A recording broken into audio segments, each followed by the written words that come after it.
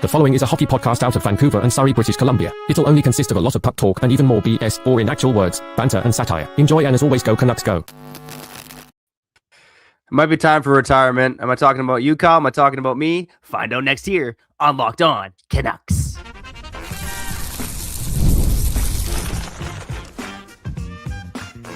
You're Locked On Canucks, your daily podcast on the Vancouver Canucks, part of the Locked On Podcast Network, your team every day.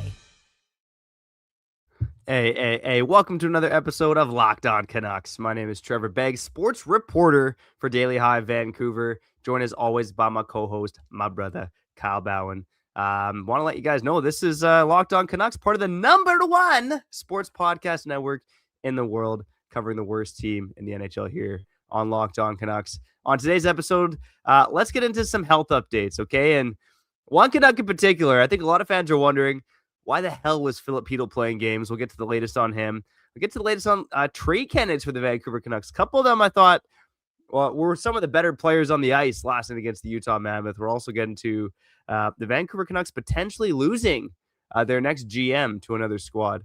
All that and more coming up. But first, Kyle Bhawan, rocking the Canucks hat today. I thought it was a Packers hat at first. How you doing, brother? And just tell the people, man, are you retiring from Locked On Canucks? No, man. Why do you think that? Just because the teams lose? No, man. I love this team. I love this team more than anything, and I love solutions, man. Like I wrote in the Substack yesterday, hit the link in the bio. You know, when the city needs me, I turn into Canine Bhawan, okay? I come and save the day. Not with a solution, but with delusion, okay? And I think some of us, I don't know, may have been delusional when thinking that we won the JT Miller trade 4 months into the JT Miller trade, or 7 months into the JT Miller trade, or one of the above. And when I'm talking about the delusional one, again, I'm talking about myself. Remember how I was like, yo, Chytil, Mancini, Marcus Pettersson for JT Miller. Say what you want about him this year. But still, you know, that was a crazy trade involving a lot of pieces, right? And immediately you think it's underwhelming. Again, Marcus Pettersson gets flipped for the first right away. But you fast forward to the summer, you fast forward to September, and you know, you're excited about Chytil and Pettersson, right? Saving Quinn Hughes, doing all this thing, like, you know, top 4 defenseman, top 6 forward. And man, oh man, the Marcus Pettersson thing has not even been close to working out this season. A big part of the reason why the Canucks defense and Adam Foote just quote unquote suck. I didn't say it, someone else did. And Filip Chytil just cannot stay healthy. And this one sucks. No concussion this time, but a migraine. Do the math. They're connected. No? I mean, you know, past NHLers would tell us it's connected, right? And, you know, the most recent example I point to is Nolan Patrick, right? Selected 19 spots ahead of Filip Chytil in the 2017 NHL draft. Nolan Patrick last played a hockey game at the age of 23. I know the Flyers came out at one point and said, you know, his migraines aren't related to concussions, but yeah, you watch the clips. This guy has taken a couple blows to the head. He's never been the same since. And yeah, stepped away from hockey at the age of 23 years old. Now with Filip Chytil, he's suffered more blows to the head than Nolan Patrick has. I know Filip Chytil kind of went on the record earlier this month, you know, clapping back in a sense at some of the reporting around his injuries. But the fact of the matter is there's, you know, about 5 or 6 instances throughout his NHL career where it looks like he's taken a shot to the head. He's dealt with some neck issues as well. You know, all that stuff's related. All that stuff's connected. I thought a bit about Tucker Poolman as well. I know there was an article recently talking about, you know, his struggles, right? He dealt with migraine issues. That was a bit different because that was an autoimmune disease he found out. But look, man, there's the Nolan Patricks of the world. You'll go back in the time machine. You have like the Chris Prongers, all those guys. The fact of the matter is, you do start to wonder if it's getting towards retirement for Filip Chytil, right? Like once you have migraines that aren't going away, that are coming on when you fly, and you're coming on when you get the bright lights in another arena, it's time to seriously consider it. And Kyle, I pulled up the numbers today for Daily Hive. I actually don't have them in front of me. This is a back podcast. Where something like Filip Chytil's played like 78 of a possible 220 games over the past couple of seasons, 2.5 seasons. Like this guy's barely been available. He suffered multiple concussions in that time, 2 with the Vancouver Canucks himself. Yeah, I'm personally starting to wonder if it's time that Filip Chytil considers hanging them up. And yeah, if you didn't hear, Filip Chytil not playing tomorrow, has migraines, and yeah, all of this all this sucks, man. And more importantly, it sucks for Filip Chytil. And I don't know, how do you feel about having this conversation for the 12th time in our sporting lives, Trevor? Because again, you and I just love all these damn sports, and there's injuries and injuries and injuries, and there's been a lot of concussions across the sporting world. And when it comes to a guy like Chytil, or it comes to a guy like, I don't know, Tua Tagovailoa from the Miami Dolphins. How do you say his name? Tua Tagovailoa. Oh, how do you do? That was good, man. Hey, Look at man. him. Right? Go We on. kept having this conversation after every one of his concussions over the last 2 years or 3 years. It's like, yo, should he hang it up? Trevor, father of two, second best dad in the world. I've seen it in the flesh. Nobody better other than my dad. Like, you've gotten to carry your kids and all that jazz, and that's a common phrase when referring players that should retire, right? Like, oh, you got to play with your kids, man. Think about your children. Like, it's not that big of it. You've made millions. Like, don't you want to hold your kids? And here we are having that conversation again. Like I guess the more complex question, like something that's, I don't know, better than talking about the same ish over and over again. Like I don't think Filip Chytil is going to retire. And why do you think that is? Like, this guy is so committed to seeing this thing through. And all in all, like, you talk about the kids and the family, but why do you think like athletes just can block that out? Because I have a theory.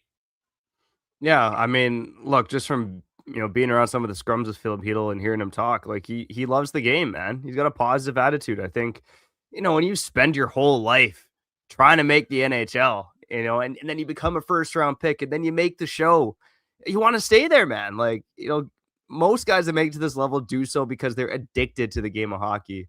I mean, you and I are addicted to the game of hockey, but we lacked, the skills, the speed, the size, all that good stuff. But I think Filip Chytil just loves the game of hockey, and he wants to be out there. And you can see, man, like, what did I say like a week ago when he returned and when he looked good in his first game? And I know it's been a bit downhill since, but that guy wants the puck on his stick more so than most guys on this Canucks team right now. Like, again, I think he just loves the game of hockey. But I think the difference now is it's one thing to, get concussions and go through the process and recover, especially with what we know nowadays.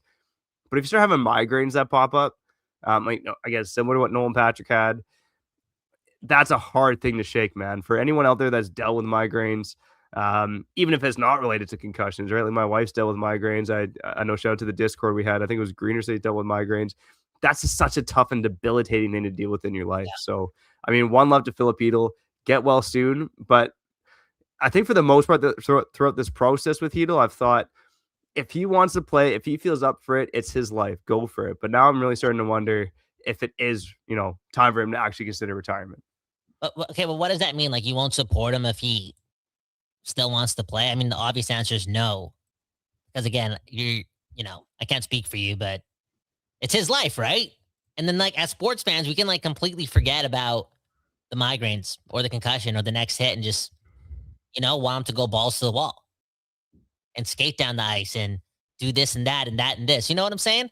And it's the relationship between a fan and the athlete. It's like, again, I'll use the word again, complex.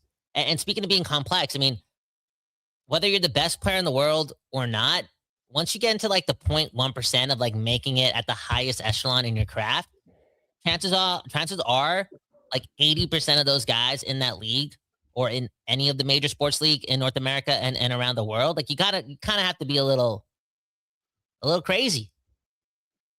Like, that's how driven you are. Like, man. You just block out everything and you're just so focused on your goals, and you best believe like it was Filip Chytil never wanted to retire early, That wasn't one of the goals. Like, I'm going to be rich, and then by 30, I'm going to be chilling on a beach. Like, this guy just, he wants the action. He wants to be part of the camaraderie.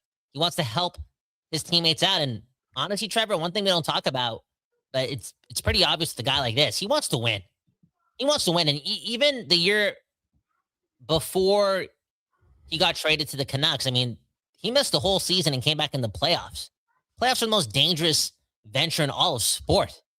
For real. Quote unquote car crashes everywhere. And he's like, I want back into that.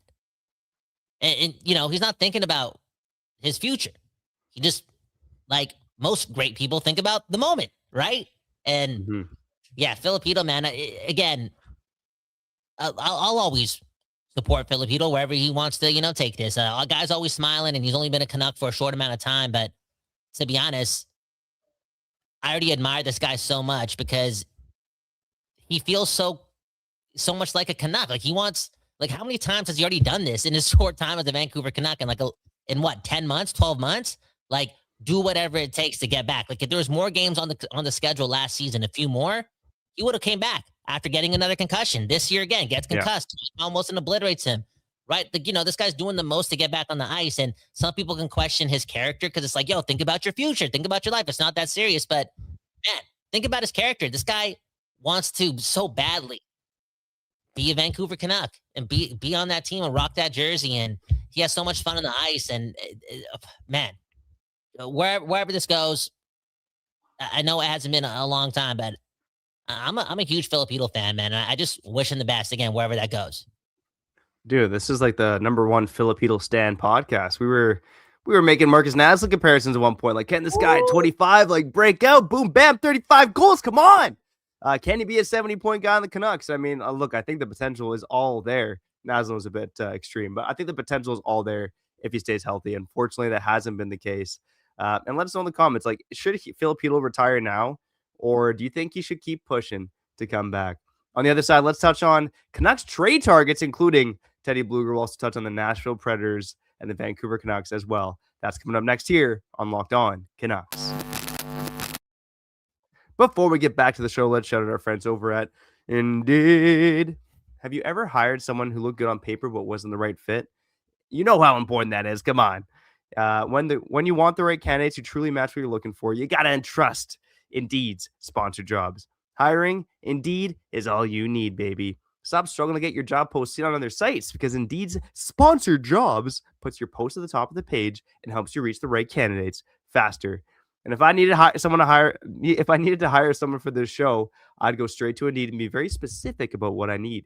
Real experience, not a resume buzzword. Thankfully, Kyle Bhawan is not retiring anytime soon, if ever, man. Kyle, you're stuck with me for life, bud. But if you do need to hire for your business, go check out Indeed. Spend more time interviewing candidates who check all your boxes with less stress, less time, and more results using Indeed's sponsored jobs. Listeners of the show get a $75 sponsored job credit. It'll help you give your job the premium placement it deserves at Indeed.com/lockedon. Just go to Indeed.com/lockedon right now and support the show by saying you heard about Indeed on this very podcast. Locked On Canucks. Terms and conditions apply. Hiring, do it the right way with Indeed.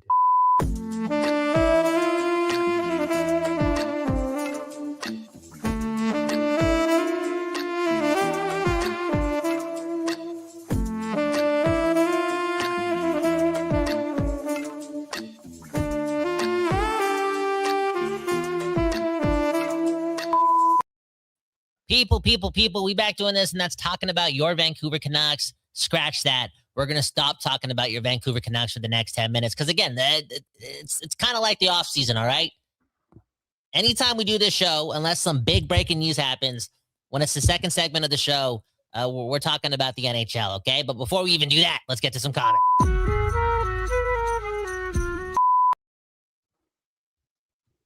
Adam Spittin' Sign saying, not saying I dislike Chytil. We need the speed and hands, but again, I don't want him to quote unquote do it all for us. Okay, like there's life bigger than hockey, and yeah. Again, the relationship between the fan and the player. This is going to be a complex one. I don't know. Something tells me that Chytil. There's a reason why maybe it's just migraines and not another concussion. I don't know the difference, to be honest. Like, gotta do more research, but I just feel like he's not going anywhere. Like he's going to try to come back. Something. Yeah, I mean, look, I still wonder if he hits a breaking point, right? I mean, we talk about family and being there for your kids. Like this guy did just get married last summer, and you know, coming from a dad, you know, I do think you do think twice about life and wanting to live a little bit longer, and live a good life once you start having kids. Like I at least want to see my kids have grandkids, or at least watch them become adults. You know, like once I get to like 55, 60, I know Kyle will try to live to 120. If I get to 55, 60 and witness that, I'd be pretty happy. Well, I gotta live to that long because I'm having kids late, you know. So no, straight up. You did it the right way, the proper way, how they did it in the 70s, like the 80s. Not, this is why they call you the second best dad in the world. And I don't know, Filip Chytil, like, is he more like Tom Brady? Not saying Tom Brady's a good dad. I'm not trying to say that. I'm just saying, this guy played till he was like 46 years old and quote unquote barely spent time with his kids, right? Because he was so driven to do this thing. I'm not saying actually be a father first. Let's be real. The world needs great fathers more than great football players or examples of excellence. Okay, like for real, be excellent to your children first. That's just the way I see how we're gonna beat the robots. Like that's got to be more a priority. But again, I'm just going back to the fact that I think Filip Chytil's wired differently. Like he's just so in love with the sport, and just wants to win. Anyways, next comment.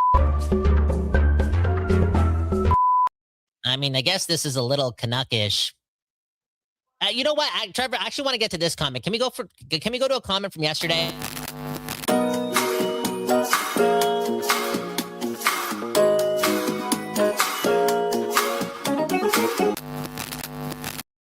A lot of doctor talk on today's episode of Locked On Canucks. And I know we're going to talk about the NHL soon. Maybe we'll talk about the Nashville Predators, okay? And them stealing from an AHL team. What AHL team? Find out in 2 minutes. But look at this comment, okay? It comes from Killshot Messi saying, I'm a first-time viewer, and my sister is a speech therapist and overheard y'all talk on my iPad. She was telling me Kyle might have to see a doctor long-term for his vocal cords. Okay, Trevor, why you laughing? Trevor, why? I was actually laughing at your reply. Why you laughing? No, this guy has this big, long-winded thing about, Cody needs to see a voice doctor. You're just like, thanks. Anyways, Dad. The speech therapist said, Kyle might have to see if his vocal cords, let me actually keep talking like that. Let me just say this verbatim, okay? Sorry. She said you have to see, you have to see if his vocal cords are, little pucked up. I think that's what she was referring to, okay? But she was saying that he probably has a cognitive voice disorder if he always sounds like that. Bro, the first time I read, Trevor, I'm a strong guy. Trevor, I'm a strong guy, right? 32 and a half years old. The skin is thicker than, I can't even say it's Valentine. I don't want to say it. You know what? Okay. I'm loyal. What I'm trying to say is this. This one hurt me, man. This one hurt me because I started to feel bad for my girlfriend. It's like, damn. That's your girlfriend obviously doesn't know the reason why you have that voice in the first place, man. It kind of came from something like that. Trevor, man, you're trying to get me in trouble, brother. Okay, let's go. Let's talk about the hockey. I thought this was a Canucks show. Ito, this WISA Canucks show. We barely touched on this. The Nashville Predators. Barry Trotz, the guy that I met a couple of years ago. He's about to lead the Nashville Predators, right? He's still working until the trade deadline. I haven't read the full report. Yeah, he's officially stepped down. They've hired a third party to start the search. But yeah, Barry Trotz will no longer be the Predators GM as of the end of this season. Kind of interesting because David Poile was there for 26 years, and now Barry Trotz steps in. And he has like a 2.5, 3-year reign. But yeah, it obviously hasn't gone well in Nashville, right? They make the playoffs after skipping out on the U2 show, and they're like, "Oh, I really wanted to see U2. Let's play better now." And then they get to the first round, boom, bam, they lose to the Canucks. That was probably a sign at the time. They go all in free agency with the Brady Shea and the Steven Stamkos and the Jonathan Mustard Salt, and then they've sucked ever since. And hey, guess what? I mean, Steven Stamkos is kind of on a tear recently. Maybe they can finally trade him, but it's a bit of a disaster for the Nashville Predators. And curious to see who they hire next. And Kyle, apparently, one of those guys that they may hire, this is according to Elliot Friedman, could be Ryan Johnson of the Vancouver Canucks, the GM of the Abbotsford Canucks as well. The longest tenured executive still in the Canucks organization. It's hard to believe this guy's been here for almost 13 years now. I think Friedman in his report said that, he didn't really want to name guys, so he was spitballing a little bit, but I mean, Kyle, there was a report back in September. I think it was like my second week on the job with Daily Hive when there was a report that, other teams are interested in Ryan Johnson. So keep an eye on that, Canucks fans, because I think that's a name that, if he doesn't replace Alvin, let's say, this is a name that's going to keep popping up in potential GM searches as they come up. Yeah, no, it is. And You know what, Trevor? Before I like fully answered that question, I was like, oh, who cares? Let him go to Nashville. I want a bigger name. I don't want a rookie NHL GM. I was going there, I want better. I want Roberto Luongo. Again, read the Substack, all right? But then I thought about, for the most part, Abbotsford, have they been playing better like recently after like their first 20 games? Like, can they still make the playoffs after that like historically bad start? Can they? Maybe. I don't know. Trevor will do the math for you. They were like the third worst team in the AHL last time I checked. I'll look it up for you quick here. It obviously hasn't been going great for them. They ended January with 3 straight losses, including a 7-2 loss, a 5-2 loss. But they were kind of, win one, lose one, let's call it, throughout most of January, which I guess was marginally better than they were before. And right now, again, they don't have Tolopilo. They don't have Linus Karlsson, Maxison. They don't even have Tom Olander, They don't even have DPD. I feel like they might not even have Valentino Mancini right now. Like, he's probably up at the big club as well, I think, as like their 7. No, isn't he? Okay, anyways, what I'm trying to say is I was like, no to Mr. Johnson, but I'm like, you know what? Let me think about this for a second. Maybe like Abbotsford has like really competitive culture because, I don't know, Ryan Johnson is like hands-on and, he's a high character guy. What a great fourth liner for the Vancouver Canucks. He was a tier below Manny Malhotra, but I'll argue, in an alternate universe, like Ryan Johnson could have been right there too, Like, I wonder how Ryan Johnson looks on that 2011 team as well, if he had like, more gas in the tank. But all in all, Ryan Johnson, good in the faceoffs, blocking shots, high caliber, high character guy, and Abbotsford for a very long time has kind of embodied that, And I don't know. Do you think the Canucks should like be scared of teams poaching Mr. Johnson? First off, I like it when you say Mr. Johnson, man. Yeah. Hey, Trevor, can I ask you a question about the Johnson? Yeah, sure can, man. Remember when we had hot lunch growing up? Like, were you a big Long John guy? I'll tell you what, man. I was one of those kids where, the parents refused to buy hot lunch. So I kind of sat there with my peanut butter sandwich as, 25 other kids, put Long Johns down their throats. Yes. Well, okay, Trevor. Well, yeah. Well, okay. Whoa. Oh, too far. Nashville Predators. Are they going to steal Ryan Johnson? I don't know. But should we? I don't know. Should we care? Yeah, I think you should care to an extent. This is a guy that's in Ryan Johnson that's been highly regarded, by multiple management regimes here in Vancouver, right? I don't know if you take maybe the Jim Benning with the greatest salt, maybe you take the Patrick Alvio with the greatest salt. I don't know, man. But I think Ryan Johnson's done a good job of finding players, at least for the Abbotsford team. He's been around a lot of situations now.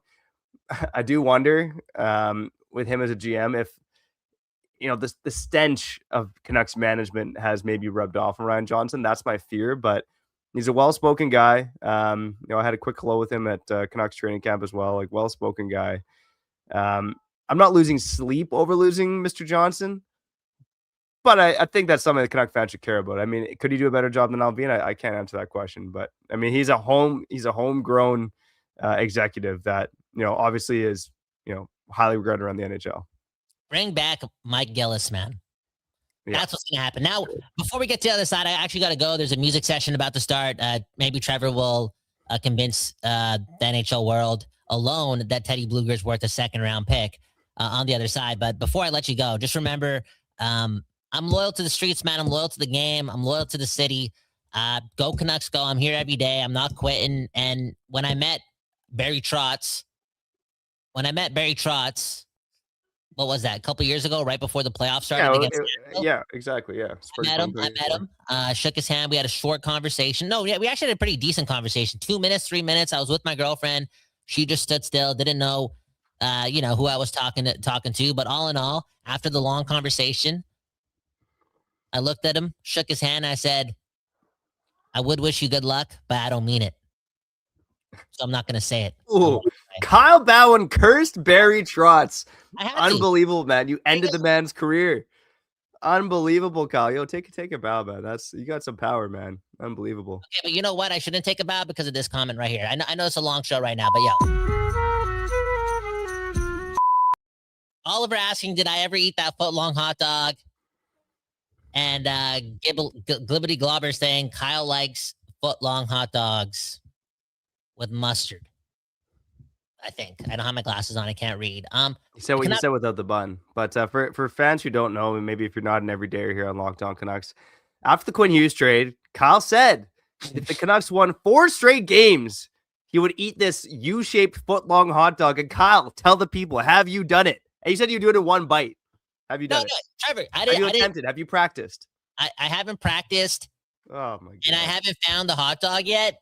Again, I'm like Trevor. I just 32 and a half years old, moved back with the parents 6 months ago. If I boil this hot dog at the parents' crib at 32 and a half years old, no, like they're just gonna be like, Trevor, did I ever tell you that one time my parents were like, maybe you should become a police officer? Did I ever tell you that? When I wasn't doing anything with my life, like they wanted me to be, have the scariest job in the world. Where am I going with this? I have to talk to the speech therapist first to see if I'm allowed to eat this hot dog. Okay, maybe it'll reverse the vocal cords. Anyways, I gotta go.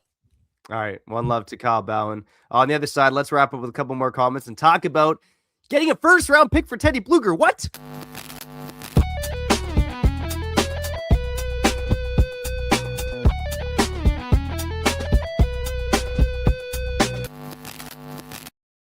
All right, we're back here on Locked On Canucks. Your Canucks every day.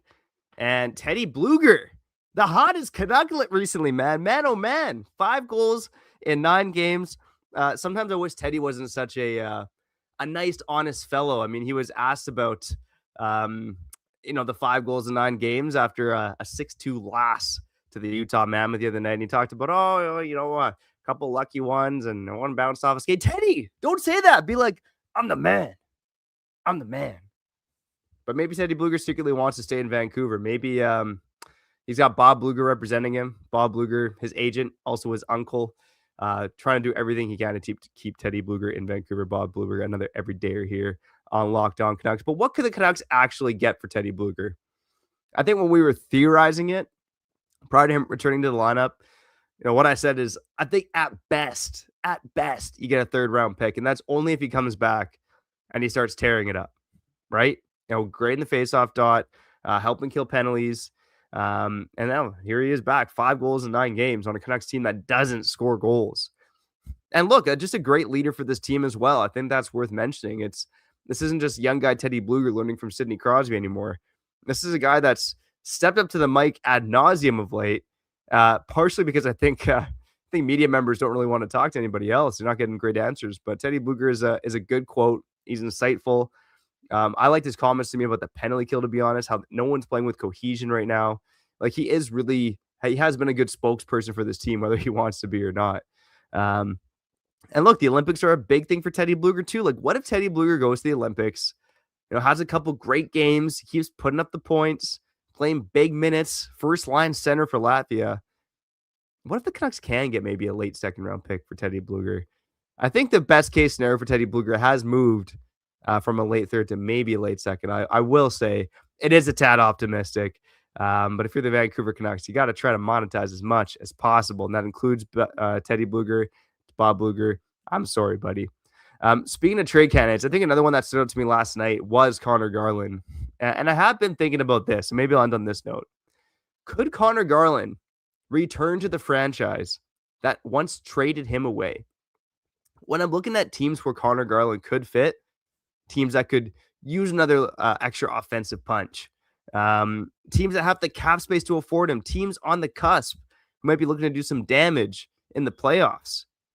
I wonder if the Utah Mammoth could make a run at Connor Garland. Again, reasonable contract. They do got some money coming off the books. Nick Schmaltz is one of those guys. I'd assume they want to keep Nick Schmaltz. But if there's a world in which the Utah Mammoth cannot keep Nick Schmaltz, Connor Garland could slide in and be, at least a cheaper replacement for him moving forward. And the other thing about Utah as well is they still have a boatload of draft picks, man. They have 3 2nd-round picks in this year's draft. They have 2 in the 2027 draft. If you think Connor Garland's value is out of 2 seconds, like he can get Kiefer Sherwood value, then Utah would be a team to target. They also have like $15 million in cap space. Boom, bam. So the Utah Mammoth are a team that I'm keeping an eye on. if Connor Garland does get traded by the Vancouver Canucks. Also a West Coast team. Might be a bit better for him and his family. But we'll see. Let us know in the comments, should the Canucks trade Connor Garland if the return is 2 second-round picks? All right, let's get out of here on Locked On Canucks. Kyle Bhawan off to practice his hot dog eating. I got to go spend some time with the family. Let's I said I'd shout out a comment. Let's get to one more comment before we wrap up here on Locked On Canucks. A lot of Liam Ogren talk in the comments today, so let's talk about him quickly too, because I talked about Blueger, I talked about Garland, and the third member of that line has been Liam Ogren, and a guy that's now getting penalty kill time, a guy that Adam Foote has been a fan of, for those who care, but really he's looking like a player that really could be something for the Vancouver Canucks. And I've been on the record, I gotta be honest, I still would have preferred the Canucks maybe got another first rounder in that trade instead of a middle six winger, but at least Liam Ogren, he's fast, he's relatively physical, he's not out there, laying people out, but he can boom and bam and crash some bodies. And he's got the potential to be, again, I'd say like a Vasily Podkolzin plus for the Vancouver Canucks. And for a team that's been desperately lacking prospects of late, desperately lacking exciting young players, Liam Ogren has been a guy that's brought it for the Vancouver Canucks.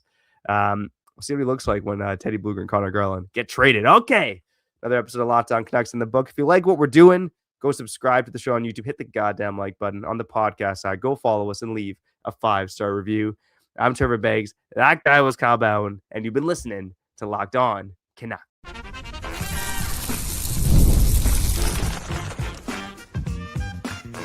Your Locked On Canucks, your daily podcast on the Vancouver Canucks. Part of the Locked On Podcast Network, your team every day.